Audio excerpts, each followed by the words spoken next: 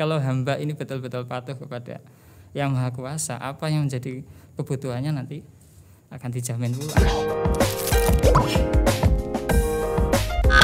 Siapkan oleh Allah. Karena tugas kita hanya untuk beribadah. Itu beribadah. Oh, iya. Ya sekarang ada persepsi dari masyarakat. Kadang kan kita itu bingung ya. Sebenarnya menikah dulu, apa kerja dulu?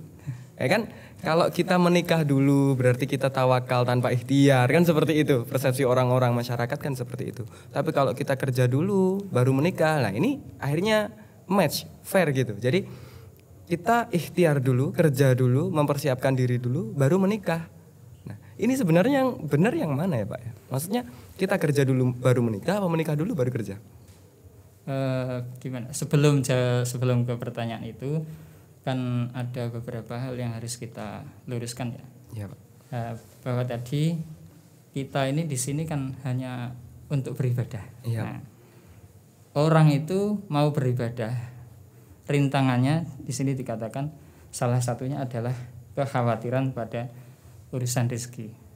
Orang itu mau konsentrasi beribadah itu, entah dia mau ngaji atau dengan sektor yang lain, mau konsentrasi pada urusan-urusan yang sifatnya ibadah itu pasti diganggu dengan kekhawatiran dia sendiri terkait urusan rezeki. Ya, rezeki.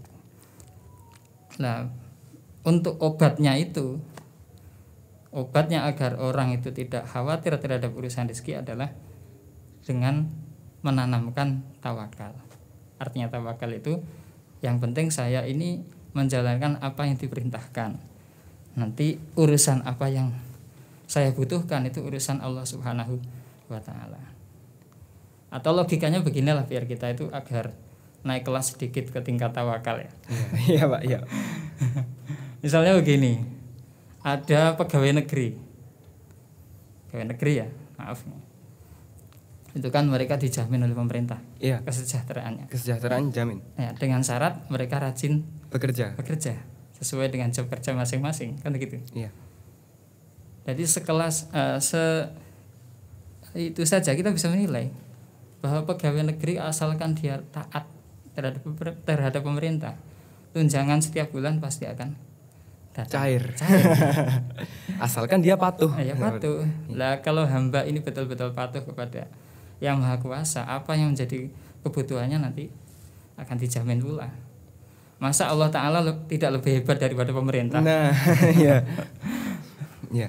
Nah, terus kembali ke tadi, akhirnya kita harus kerja dulu apa nikah dulu dong, Pak? Nah, nikah itu sebenarnya kalau kita merujuk pada penjelasan para ulama, kan kita patokannya bukan hukum adat ya. Ya. Kalau hukum adat itu nikah kayak jadi kewajiban. Ya, benar. Makanya orang yang nggak nikah dicacat. Iya, masyarakat seperti itu. Adat kita seperti itu. Tapi kita sebagai orang Islam nggak mau. Yang harus kita jadikan pedoman bukan hanya hukum adat. Hukum adat tidak kita abaikan. Tapi kita juga harus memegang pada hukum syara. Lah dalam hukum syara nikah sendiri itu kalau menurut madhab Imam Syafi'i hukum asalnya itu mubah. Mubah ya? Bukan sunnah. Bukan sunnah. Bukan. Sunnah itu kalau ada kondisi tertentu. Oh iya. Dia sudah butuh sementara biaya ada. Oh iya, sunnah. Nah, kalau kita menjawabnya pakai konsep syara, konsep fikih, kalau dia belum punya biaya kemudian ada kebutuhan untuk menikah, ya di sana tidak sunnah. Sunnah dia tapi tuh mubah. Oh iya. Bahkan anjurannya jangan menikah, anjurannya adalah berpuasa. Kalau belum mampu untuk menikah maka berpuasalah. Iya. Gitu. Dalam hadis kan sudah masyhur itu. Iya. Kemudian ya mungkin ini salah satu dari pertanyaan itu mewakili dari keresahan generasi milenial. Iya. Ini selesai dari jenjang pendidikan ini mau menikah dulu apa kerja dulu kan nah, gitu. Iya. Jadi yang perlu kita luruskan itu sebenarnya nikah itu karena dipandang dari syara adalah hal yang mubah. Artinya ini bisa menjadi mazru'atul akhirah. Bisa menjadi penyebab dia beruntung dan mendapatkan nikmat yang banyak di akhirat. Sebaliknya juga bisa menjadi ra'su kulli khati'ah. Artinya hubud dunya rasul hati ya. Tergantung dia bagaimana kondisinya. Itu satu. Sehingga yang paling penting bukan masalah ketika saya menikah ini nanti sudah punya kerja apa belum, tapi yang paling penting adalah makosidnya. Tujuan utama kamu mau menikah itu apa? Maksudnya apa? Kamu nikah mau ngapain kan? Ya. Kalau tujuan kamu mau enak-enakan, ya maka rumusannya ya, Iya. harus punya uang dulu, ya kan? Karena kalau mau enak-enakan semuanya butuh uang. Iya. Nah. Berarti tergantung tujuan awalnya dulu. Iya. Nanti kalau kostunya itu untuk ibadah, niatnya untuk ibadah, maka nikah dulu nggak apa-apa. Iya, nggak apa-apa kalau kondisinya mendukung. Iya, mendukung. Misalkan walaupun ini nggak 100%. Iya. Dan saya yakin ini banyak terjadi. Karena kalau kita idealkan dengan konsep yang ada di dalam kitab itu malah justru banyak yang tidak memenuhi syarat. Contoh saja misalnya di tanah Jawa ini, kebanyakan orang menikah itu kan karena dukungan dari orang tua. Orang tua. Sebenarnya kalau dia sendiri biaya belum punya, masalah nanti tempat tinggal, kemudian biaya itu masih di backup oleh orang tuanya. Iya. Sehingga mana yang lebih penting menurut saya kembali pada makosidnya tadi. Kalau dia kondisinya misalkan kalau tidak menikah di rumah itu malah nganggur, tidak ada gunanya, tidak ada manfaatnya, mau menekuni apa juga tidak ada, maka barangkali lebih baik untuk dia adalah menikah. Karena barangkali dengan menikah itu waktunya nanti akan banyak lebih berguna. Artinya yang paling ditakuti itu kan pengangguran kan ya. Iya. Di mana angka pengangguran tinggi maka kejahatan juga akan tinggi juga. Tapi manakala pengangguran bisa ditekan ini satu misalnya dengan bekerja, satu dengan menikah atau dengan sibuk dengan urusan pendidikan, belajar, itu sudah menekan angka kejahatan. Nah, kalau kita pertimbangan madorot dampak negatifnya, nanti yang jadi pertimbangan adalah hal tersebut. Iya. Lalu kalau seumpama kita itu kadang kan kalau kerja sekian jam maka harus minimal mendapatkan hasil yang sekian. Jadi kayak gimana ya? Kita usaha itu hasilnya sudah kita rancang sendiri gitu, Pak. Ya. Padahal kan kalau dikembalikan dengan pembahasan yang awal tadi, itu seberapapun usaha kita, maka Allah yang menentukan hasilnya. Ya. Nah, itu pandangan yang seperti itu apakah benar, Pak? Maksudnya kita yang menentukan targetnya, hasilnya. Ini boleh apa enggak? Benar atau tidak pendapat yang seperti itu? Jadi ini namanya Mas. Menggabungkan antara dua konsep. Salah paham lah maksud saya. Iya. Orang itu sudah punya, manusia itu sudah punya wilayah sendiri-sendiri. Dan Allah Ta'ala sudah punya wilayah sendiri-sendiri. Saya logikakan begini. Orang itu kewajibannya usaha, misalkan ya. Ya kewajiban dia yang mampu dia lakukan di mana? Sampai di batas mana itu dia mampu harus dilakukan. Contoh, misalkan dia petani. Iya. Kewajibannya dia ya yang penting datang ke sawah, tanah dicangkul, benih ditanam. Setelah itu dia kemampuan dia sampai di situ. Urusan nanti panen atau tidaknya? Tumbuh tidak. Oh, tumbuh tidaknya malah. Kan enggak lazim ini. Oh iya. Ditanam apa mesti tumbuh? Iya. Lah ini tumbuh tidak ini urusan Allah. Bukan kita yang bukan wilayah manusia.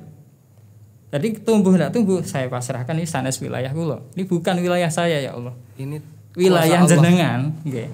Yang saya kewajiban usaha sampai di sini. Jangan sampai bicara hasil. Baru sampai di sini saja sudah bukan. Jadi proses ini sendiri pun sudah wilayah Allah juga yang kalau dicontohkan seperti petani ini loh. Ya campur. Makanya di sini ada usaha, juga ada tawakal. Yang penting ikhtiar dulu. Mencoba dulu. Bersama. Oh, kita ikhtiar itu bersamaan dengan tawakal. Kita contohkan begini. Kita ini kan sering dididik oleh para kiai. Kalau mau pergi kemana itu kan kita doanya Bismillahirrahmanirrahim. Allah. Itu doa tawakal itu setelah pergi atau akan pergi? Sebelum, Pak. Nah. Sebelum berangkat. Oh, iya. Tapi sebelum pergi kita juga harus ikhtiar. Mobil harus disiapkan, diservis, bekal kita bawa. Tapi tidak menafikan kita tidak lalai bahwa keselamatan yang akan kita raih ketika dalam melakukan perjalanan kita tidak mengandalkan mobilnya, kita tetap mengandalkan pertolongan Allah, ya. Allah Ta'ala. Tapi kita tidak bisa tidak bisa menafikan. Kita harus memadukan antara ikhtiar dan juga tawakal, dan tidak boleh mencondongkan salah satu dari itu, Pak, berarti. Iya, kan kita ini harus memegang dua hal, namanya syariat dengan hakikat. Iya. Bahwa syariatnya kalau orang itu pengen dapat makanan, ya kalau petani yang dia harus nanam. Kalau nanti hakikatnya panennya seberapa misalkan ya, itu adalah wilayahnya Allah Ta'ala. Jadi jangan mencampur adukkan. Kasarnya jangan merebut wilayahnya Allah Ta'ala. Nanti kamu nggak kuat. Iya. Kalau manusia itu merebut wilayahnya Allah Ta'ala, misalnya nih dia marah-marah, nih tanaman sudah ditanam nggak tumbuh-tumbuh. Iya. Nah, dia hatinya galau. Karena bukan wilayahnya, kenapa diurusi? Akhirnya merasa tidak adil. Allah itu tidak adil akhirnya kalau dia merebut wilayahnya Allah seperti itu. Ya jelas satu kesalahan lah. Iya. Atau ibaratnya contoh lain begini. Orang itu kalau pengen dapat ikan, usaha yang berada dalam wilayahnya cuma satu. Dia bawa pancing, bawa umpan, masukkan dalam air. Sudah. Yang mendatangkan ikan, kemudian makan, kemudian ditarik dia nggak jatuh, itu urusan Allah. Iya. Nah, usaha itu ya apa yang mampu dilakukan oleh manusia itu. Lah tawakal ya artinya kita memperoleh ikan ini tidak mengandalkan usaha kita. Bisa jadi nanti dari usaha yang kita peroleh ini, bisa juga dari aspek lain yang sama sekali kita pasti tidak. Banyak faktor, Pak. Banyak jalan lah menuju Roma. Iya. Berarti memang kita harus memang benar-benar menata hati kita, Pak ya. Ya, jadi kalau ikhtiar itu wilayah anggota zahir, tangan, kaki dan seterusnya. Kalau hati itu wilayahnya tawakal. Makanya hati jangan diajak kerja. Oh ya. Hati itu wilayahnya hanya untuk tawakal. Kalau pikiran untuk kerja nggak apa-apa. Fisik, pikiran nggak masalah. Nggak masalah. Tapi hati jangan. Jangan. Oh, ya. Kalau Bapak sendiri ini tadi kembali ke kita itu nikah dulu apa kerja dulu. Kalau Bapak sendiri pengennya gimana, Pak? Kerja dulu apa nikah dulu, Pak? Nah, itu ngalir aja. Kita tidak bisa menentukan. Oh iya. Kembali ke tawakal tadi, Pak ya? Ya ikhtiar tetap, tawakal tetap. Ya ibarat kita ya bisa nanam, tapi kita sadar lah bahwa rezeki manusia itu kan datangnya dari mana kita nggak tahu. Oh iya. Ya udah, Pak, terima kasih. Semoga bermanfaat pembahasan kita. Amin. Semoga penonton juga merasakan manfaat dari pembahasan kita kali ini. Dan untuk teman-teman jangan lupa like video ini, share ke teman-teman kalian, komen di bawah apa yang masih kalian bingungin masalah ikhtiar dan juga tawakal ini tadi. Terus jangan lupa subscribe, nyalakan loncengnya. Saya Muhammad Yusufullah dan ini Bapak Zainal Mustafa. Mohon pamit. Wassalamualaikum warahmatullahi wabarakatuh. Waalaikumsalam warahmatullahi wabarakatuh.